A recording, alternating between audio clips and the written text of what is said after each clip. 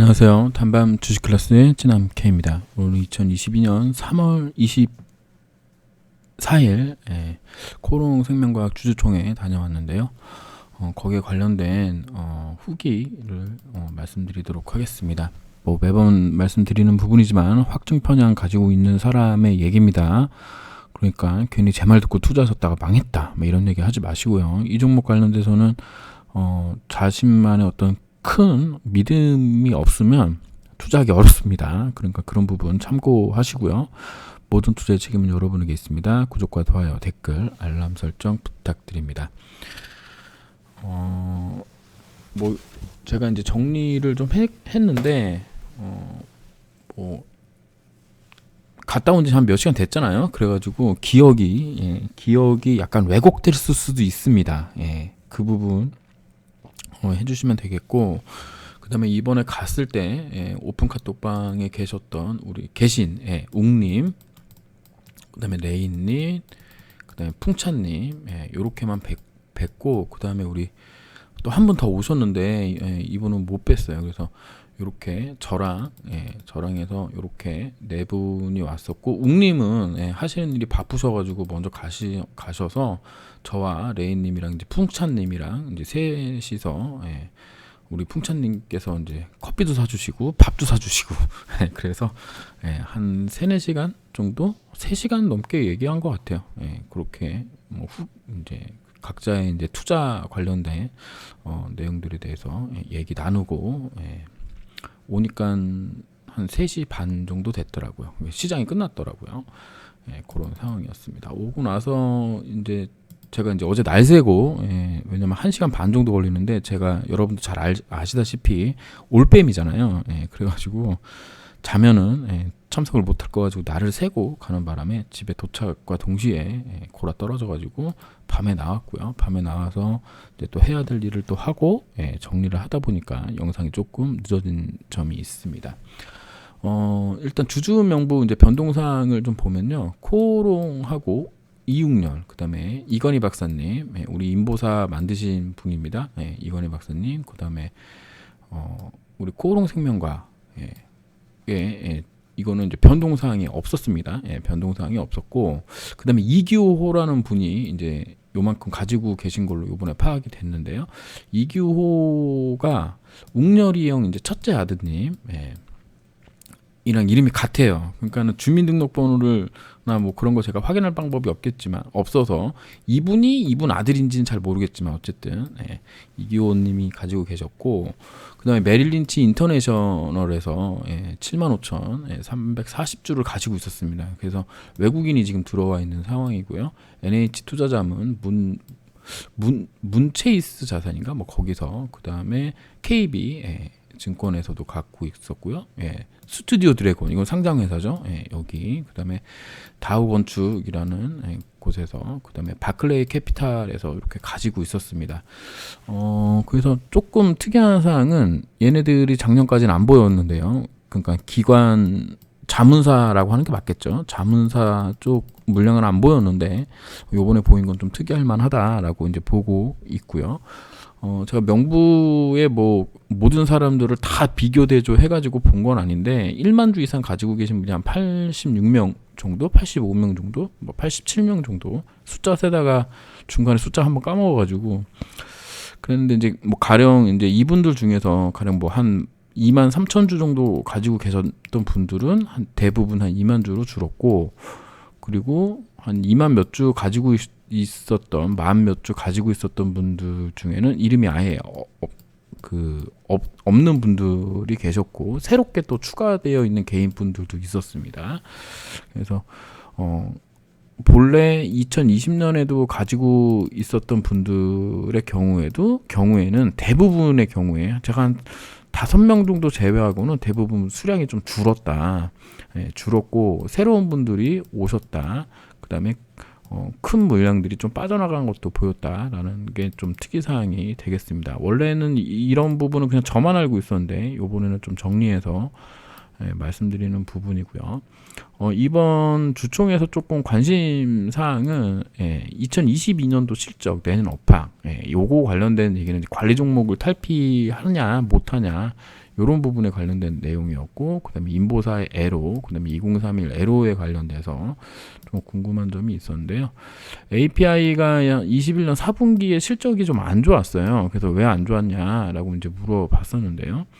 21년 이제 한 해 공장을 풀 가동을 했다고 합니다. 시장 수요를 현재 공장에서 커버하지 못하는 수준인데, 이게 1년 동안 공장을 한 번도 안 쉬고 돌리다가 보니까 정비를 해야 돼서 10일간 공장 세우고 정비를 했다고 하는데, 그 이제 10일간 정비하면서 못 만든 물량, 그 다음에 받지 못한 또 의뢰, 이걸 뭐라 그러죠? 이거 좀 제가 회사를 안 해봐가지고, 어쨌든 이런 부분이 좀 쌓이면서 그게 이제 효과가 이제 나타난 거죠. 그래서 조금 실적이 안 나왔는데, 그것도 중요하지만 이제 물류비가 상승하고 원재료비도 상승했다고 합니다. 또한 지금 일본 경제가 또 개떡이어가지고 환율이 별로 그렇게 좋진 않아요.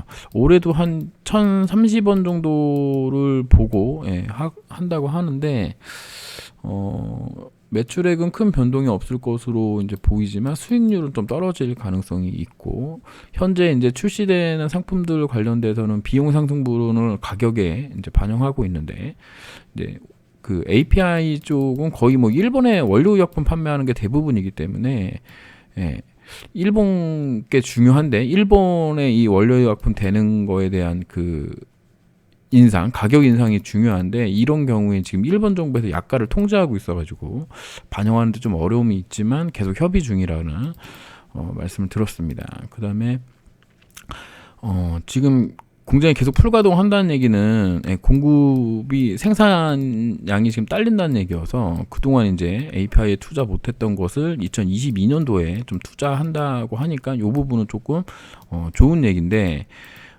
뭐 그러면 이제 생산 캐파가 늘어나면서 뭐 더 이제 많이 팔 수 있는 거잖아요.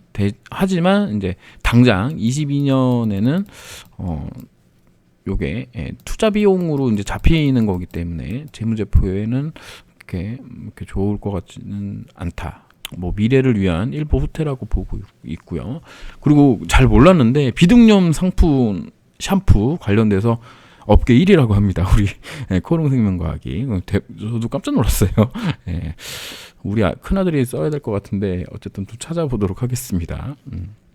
그 다음에 선박 도료 부분이 있어요. 우리가 이제 항균이죠. 그러니까 이렇게 배가 있으면, 요렇게 배가 있잖아요. 배가 있으면 우리가 이제 알기로는 이런 식으로 여기 이제 빨간색으로 되어 있는, 알죠? 잘 아시죠? 그 부분인데, 여기 이제 물을 채워서 바다에 잠기게 하는데, 여기에 이제 따개비라든가 뭐 홍합이라든가 뭐 이런저런 거 많이 붙잖아요. 이제 그것들이 잘 못 붙게 하는 요거 관련된 걸 하는데, 이게 이제 그 케미칼 부분에서는 그렇게 비중이 크지가 않아서 실적에 큰 영향을 미치지는 못하겠지만, 그래도 올 하반기부터는 반영이 될 거다, 이렇게 말씀하셨습니다. 워터 부분을 제가 따로 물어보지 않았는데, 이 부분은 그 사업 그 보고서에 보면은 좀 요번에 공격적으로 좀 영업을 한 것 같아서 좀 좋게 나오지 않을까라고 이제 나름으로는 생각하고 있는데, 뭐 그게 뭐 크게 뭐 실적이 엄청난 뭐 그런 거까지는 아닐 수도 있다라고 생각하고 있습니다. 잘 모르는 부분이에요. 워터 부분은 제가 요번에 그 당시에 그걸 까먹어가지고 그 부분을 안 물어봤습니다. 그 다음에 이제 법차서 50% 관련된 부분은 코롱 바이오텍 자산 손상 평가 뭐 이렇게 얘기하고, 정확한 용어는 아직도 잘 모르겠어요. 어쨌든 그건데, 지금 회계법인이 거래소에서 지정해준 지정회계법인이어가지고 엄청 깐깐하게 본다는 얘기는 제가 여기저기서 듣고 있는데, 여기랑 이제 협의해서 사측에서 생각하는 그 유리한 방향으로 결국에는 잘 해가지고 했는데, 그래도 좀 나왔다. 한 20억 정도 나왔는데, 이거가 이제 바이오텍 설립하고 나서 몇 년치를 또 한 번에 요번에 반영했다고 저는 이해를 했는데, 설명을 제대로 못 들었어요. 저 오른쪽 끝에 계셨던 회계 부장님이신가 가서 말씀해 주셨는데, 어쨌든 이 부분이 잘 이해는 안 됐는데 어쨌든 지금 내년에도 같은 방식으로 평가된다 그래서 이 부분이 아마 또 마이너스로 잡힐 확률이 높습니다. 그래서 제가 이제 그 주총 끝날 무렵에 이제 그러니까 생각을 해보니 주요 매출 부분인 API가 지금 영업이익률이 떨어질 가능성이 있는 부분하고 요 바이오텍 자산 평가 요거랑 그다음에 연결로 잡혀 있는 바이오텍은 뭐 당연히 적자일 테고 그다음에 임상 관련돼서 지금 연구하는 것도 당연히 또 마이너스이어서 아마 2022년도 실적은 별로 기대할 게 없지 않겠느냐. 근데 엄청난 수준의 뭐라 그럴까요? 적자는 안 날 거기 때문에 관리 종목에 탈피할 가능성이 높다라고 회사 측에서 예측하는 것 같았습니다. 그리고 마지막에 이제 물어봤는데 특별하게 뭐 회사 측에서 제 의견에 반대하는 게 없어가지고 저는 이제 이렇게 이해를 했어요. 그다음에 이제 인보사의 애로 특히 이제 중국 애로가 좀 중요한데요. 지금 현재 상황으로는 현재 이제 먼디와는 거의 뭐 별거 상태죠. 그러니까 먼디의 이제 지주 회사격이라고 얘기할 수 있는 먼디는 지난 옛날 영상에서도 말씀드렸지만 얘네가 이제 뭐 홍콩이면 홍콩 먼디, 뭐 어디 먼디, 사우디 먼디 뭐 이런 식으로 이제 나라별로 쪼개져 있습니다. 점조직처럼 되어 있는데 여기에 이제 가장 큰 회사가 이제 미국이 이제 거의 지주 그러니까 뭐 코오롱 그룹으로 치면 코오롱격인 회사가 있는데 지금 미국 법인은 그 소송 맞아가지고 청산 절차 지금 진행 중이라고 하거든요. 그래서 먼디가 과연 인보사를 가져갈 수 있는 여력이 있느냐에 대해서는 아직 뭐 정확하게 평가할 수 있는 상황은 아니고 뭐 또 다른 뭐 그런 내용들이 들어온 건 없다라고 합니다. 그러니까 계약은 그냥 형식상의 계약을 유지할 뿐이고 뭐 특별한 얘기는 없다라고 하고요. 지금 중국은 중국 그 특유의 특수한 상황 때문에 중국 현지 업체를 선택해야 되는 것으로 회사 측에서는 지금 생각하는 것 같습니다. 이 특수한 상황이 뭐냐면 세포 유전자 치료제에 대한 중국의 법이 우리가 흔히 알고 있는 뭐 FDA나 뭐 한국 식약처랑은 좀 다른가 봐요. 근데 뭐 제 생각으로는 그냥 좀 뭐 중국 나름의 국영기업 이런 데랑 접촉하지 않으면 좀 힘든 게 아니겠느냐라는 생각을 하고 있습니다. 얘네가 워낙 특수한 그 사업 구조를 가지고 있어가지고. 그래도 이제 중국 전체를 한 업체에 맡기는 형태로 이제 될 거라고 하고요. 아시아 에로의 경우에는 나라별로 하는 거를 지금 하고 있습니다. 요거 관련돼서 이제 제가 부가 설명을 해드리면 FDA에서 승인 나면은 그러니까 허가가 나면은 아마 대부분 나라에서 임상 없이 될 거고 KFDA에서 허가가 난 거면 제가 알기로는 일본, 중국 요런 데는 그 자체적으로 임상을 해야 됩니다. 그래서 임상이 필요 없는 나라는 예전에 먼디가 했던 것처럼 뭐 판매 계약을 하게 되는 형태로 될 거고요. 애로가 필요한 경우에는 이런 식으로 일본이나 중국 같은 경우에 애로가 필요하다 그러면 뭐 현재 업체든 글로벌 빅파마에 이제 애로를 하는 걸로 이제 그런 식으로 전략을 짜고 있는 것 같습니다.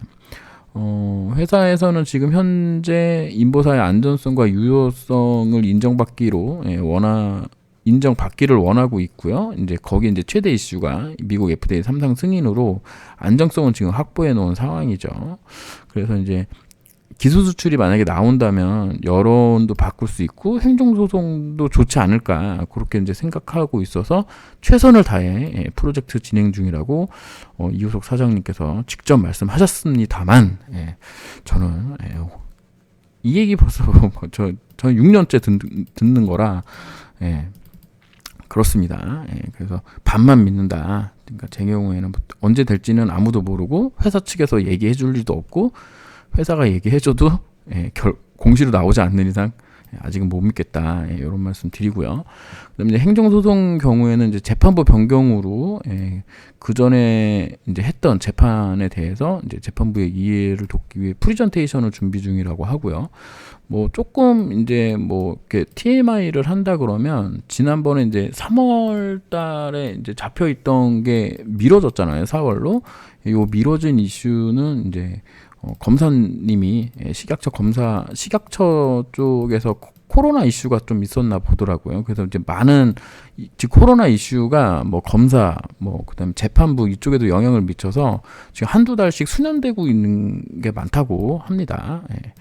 그래서 이제 그런 부분이 있다고 하고, 회사 측에서 이제 얘기를 했는데 1심에서는 그 가처분 신청 기각한 판사님께서 1심 주심이셨기 때문에 판결이 좀 불리할 거다라고 예상했고, 현재 소송은 현재 이제 고등법원에 가 있는 거는 1심보다는 좀 낫지 않겠느냐라고 생각하고 최선을 다한다고 합니다.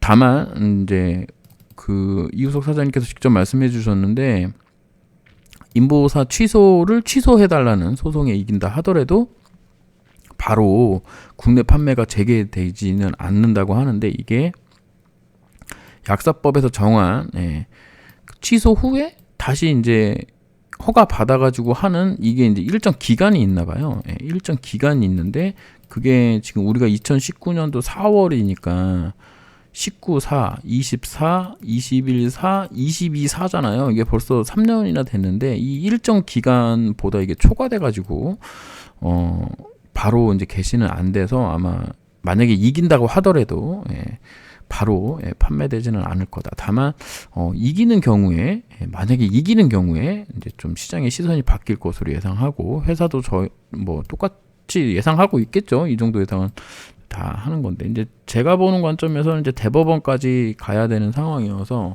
좀 까마득히 남아 있는 게 아니겠느냐라고 이제 생각을 하고 있습니다. 그 다음에 이제 코롱 바이오텍 관련돼서 좀 얘기를 좀 했었는데요. 일단은 그 비용을 잡아먹는 이제 회사죠. 이제 그래서 이제 그 5년 연속 영업이익의 영향을 최소화하기 위해서 이제 물적 분할을 했고요. 그 다음에 공장이 좋은데 뭐 CMO든 뭐 CDMO든 뭐 이런 사업들을 진행하기 위해서는 코롱생명과 안에 바이오텍이 있는 것과 이렇게 떼어놓는 게 좀 다르다. 요거는 이제 삼성전자가 파운드리가 있고 진에 또 반도체가 있는데 요거 두 개가 지금 이렇게 묶여 있잖아요. 그래서 이제 경쟁업체들이 파운더리에다가 반도체 좀 생산해줘를 못하는, 왜냐면 삼성이 이게 두 개 회사 같은 회사니까 영업 기밀을 좀 빼갈 수 있는 우려. 그래서 이제 TSMC가 삼성보다 고평가인데, 이제 그런 것까지 생각을 해서 요번에 작년에 이제 물적 분할한 거죠. 그 부분. 근데 이제 우리 이제 주주 입장에서는 바이오텍이 이제 잘 되는 경우에 절대 IPO 하지 말아야 된다고 이제 좀 얘기를 좀 한 부분이 있었고요. 반드시 주총 때마다 이제 확인하는 사안으로 저는 좀 생각하고 있습니다. 뭐 얼마나 오래 걸릴지 모르겠지만 인보사가 만약에 잘 풀려가지고 잘 된다면 만약에 중국이라든가 뭐 이런 데까지 판매가 만약에 가능한 상황이 되면 엄청나게 또 뭐 모르겠습니다. 어쨌든 그래서 그렇게 잘 되는 경우에는 IPO 또 진행한다 그러면 또 마음이 아프기 때문에 주식 매수 청구권을 주던가 뭐 이런 사안이 없다 그러면 모아가지고 우리 이제 소액 주주님들 모아가지고 한번 싸워야 되겠죠. 근데 아직은 먼 이야기여서 어쨌든 그렇습니다. 그래서 전반적으로는 뭐 요런 얘기. 그래서 뭐 최대 결론은 22년 실적은 뭐 볼 필요는 없고, 법차손 부분에 법차손이 마이너스, 지금 현재 기준으로 한 400억, 450억 정도가 나오는 게 아니라면은 법차손 그 문제는 해결이 되는 거여서 크게 문제 없다라는 이제 말씀을 드릴 수 있을 것 같습니다. 그래서 내년 요맘때쯤에는 관리 종목 탈피하지 않겠느냐. 라고 보고 있고요. 뭐 내년 요맘때쯤에는 뭐 여러 가지 일들이 뭐 어떤 우여곡절을 겪을지 모르지만 그래도 많은 부분에서 좀 해결되는 형태로 나올 테니까 좀 걱정이 좀 덜하다라는 말씀을 드리고요. 그다음에 이제 KRS 2031 관련돼서는 이거 관련돼서 이제 뭐 여러 가지 이제 우회 이제 질문을 했는데, 역시나 이제 김수정 박사님께서 똑똑하세요. 동물 실험이 얼마나 좋게 나왔길래 그 임상을 하냐 그랬더니 웃으시면서 동물 실험 결과가 매우 좋았기 때문에 임상 실험 한다는 우문 현답을 해주셨고요. 그다음에 KRS 2031 중간 평가가 2023년 상반기 중에 이제 발표가 날 건데, 요거 되게 되면은 우리 이제 요거 이제 관련돼서 이제 조중동 이사님이신가? 아, 또 이름이 또 갑자기 생각이 안 나는데, 우리 조 이사님께서 이거 이제 임상 총괄이시거든요. 이분께서 결과도 발표하고 관련 컨퍼런스가 있다면 참석하신다고 했기 때문에 이 부분은 조금 좀 기대해 볼 만하지 않을까. 결과가 잘 나온다 그러면 이게 패스트 트랙이기 때문에 어쩌면 삼상 안 하고 또 바로 또 뭐 하거나, 아니면 또 기간이 또 엄청 빨라지게 또 해서 대규모 임상하고 할 수도 있는 부분이어서, 이 패스트 트랙 이어서 또 그런 부분까지도 우리가 좀 생각을 해봐야 된다라는 이야기를 했습니다. 그리고 이제 아까도 말씀드렸다시피 우리 이제 그 풍찬님하고 레인님하고 이제 우리끼리 이제 뭐 커피숍에서도 뭐 한 2시간 가까이 얘기하고, 그다음에 이제 밥 먹으면서 또 1시간 넘게 이제 얘기를 했는데, 여기서 이제 우리가 이제 다 공감했던 내용은 뭐냐면, 제약바이오 1세대 종목 중에, 여기 1세대라고 하면 한미약품, 그다음에 바이로메드, 뭐 제넥신, 뭐 신라젠, 뭐 이런 종목들이 있습니다. 바이로메드는 지금 헬릭스미스죠. 헬릭스미스 이런 종목들이 있는데,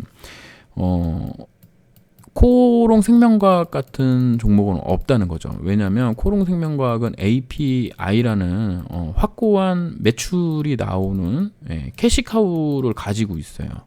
그리고 파이프라인이 2개입니다.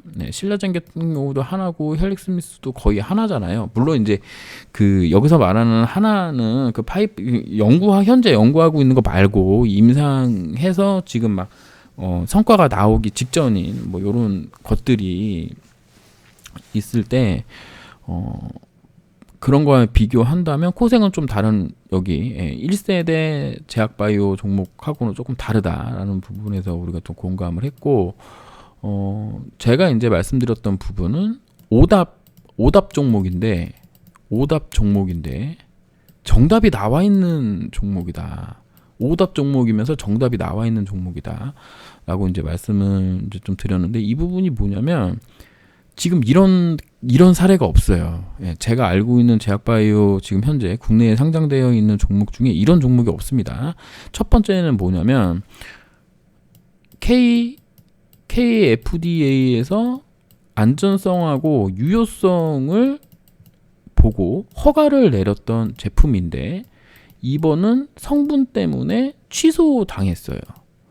근데 3번은 미국 FDA에서 안전성을 인정하고 유효성 확인을 위해 3상을 진행 중이야.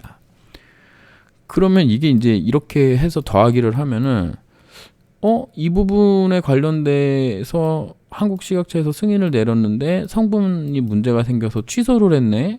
근데 FDA에서 3상을 허가했네. 그러면 FDA에는 성분 요거 관련돼서 문제 없고 안전성 관련돼서도 문제 없고, 그래서 유효성만 본다는 건데, 그 유효성은 KFDA에서 있다라고 판결했기 때문에 큰 게 아니라면 FDA에서도 유효성이 있다라고 판결할 수 있는 그런 상황입니다. 그러니까 FDA랑 이제 비교했을 때 역량이나 능력이나 경험 면에서 많이 부족한 건 사실인데, 그래도 나름의 전문가들이 모여가지고 평가한 부분일 거 아니에요. 뭐 실험 결과라든가 이런 부분들이 다 나와 있는 상황이니까, 그러면 FDA에서도 뭐라 그럴까, 허가날 가능성이 매우 높지 않느냐. 그리고 이제 여기 관련돼서 우리가 이제 그 임상 관련돼서 임상 1상 통과할 확률, 2상 통과할 확률, 3상 통과할 확률, 2상에서 거의 80% 가까이가 탈락합니다. 70몇 프로 가까이가 탈락하는 걸로 알고 있고, 3상에 가면은 한 53% 정도가 이제 허가가 나는데, 그러면 아까 얘기했던 KFDA에서 유효성 확인한 거랑 일반적인 그 뭐라 그럴까요? 성공률을 봤을 때 이거는 50% 넘는 확률로 허가될 가능성이 높지 않느냐. 그러면 그 허가가 되면 어느 정도 상업적 파급력을 갖고 있느냐, 상업적 성공 관련된 그건 또 한국에서 했잖아. 한국에서 1년 3개월 정도, 1년 2개월 만에 100억 찍었거든요. 100억 찍었습니다. 그러니까 블록버스터라고 하죠. 한국에서만 이 정도 찍은 거예요. 그러면 이 부분이 미국이나 중국에 갔을 때 어떻게 되겠느냐. 뭐 인보사가 비싸다는 얘기도 많지만 미국에 잘 사는 사람, 중국에 잘 사는 사람, 인도에 잘 사는 사람, 인도네시아에 잘 사는 사람, 필리핀에 잘 사는 사람, 베트남에 잘 사는 사람, 이런 사람들은 다 맞을 거 아니냐. 이렇게 결과를 냈습니다. 물론 뭐 확증 편향 가지고 있는 3명이 보여서 우리끼리 즐겁게 희망회로 돌리면서 열심히 얘기했던 부분이어서 지금 듣는 여러분들하고는 상관이 없을 수도 있지만 저는 이제 그렇게 생각한다라는 말씀을 드리고요. 오늘 이제 주가의 흐름은 조금 빠지기는 했죠. 21선 정도를 또 지지하는 흐름을 좀 보이는 그런 모습을 이제 보여준 상황이고요. 뭐 특별하게 뭐 이상하거나 그런 건 없다. 보시면 프로그램이 매도하고 외국인이 매도하고, 그러니까 프로그램이 빼면 외국인이 때린다. 이렇게 생각하면 되고요. 지금 제가 보는 라인은 뭐 한 이 정도 33,150원 혹은 뭐 33,200원짜리 정도까지 내려올 수 있지 않느냐 라고 보고 있습니다. 그다음에 34,600원짜리 이제 돌파를 좀 해줘야 된다라는 부분. 지금 박스권 지금 하고 있는 거고요. 어쨌든 36,200원짜리를 이제 돌파를 윗골이라도 해놨기 때문에 여기 있는 물량이, 이쪽에 있던 물량이 좀 많이 좀 소화가 되지 않았을까, 조금이라도 소화가 되지 않았을까라고 생각하는 입장이고요. 이렇게 떨어진다 하더라도 밑에 라인에 여기 이제 또 콘크리트 철벽 여기서 쳐놨기 때문에 또 여기까지 내려오면 또 이렇게 지글지글 하다가 또 갈 수 있지 않겠느냐라고 볼 수 있겠습니다. 그래서 일단 지금 현재로는 이제 행정소송이 이제 막바로 있는 이슈라고 보면 되고요. 그 다음에 29일 날 코오롱이 8시에 주총이 있고요. 같은 장소에서 코티가 9시에 또 주총이 있습니다. 그래서 이제 29일 날 또 가볼 생각이고요. 그때 돼서 또 코티 관련돼서 또 후기 남길 게 있다면 영상으로 또 남겨드리도록 하겠습니다. 이상 쯔남K였습니다. 감사합니다.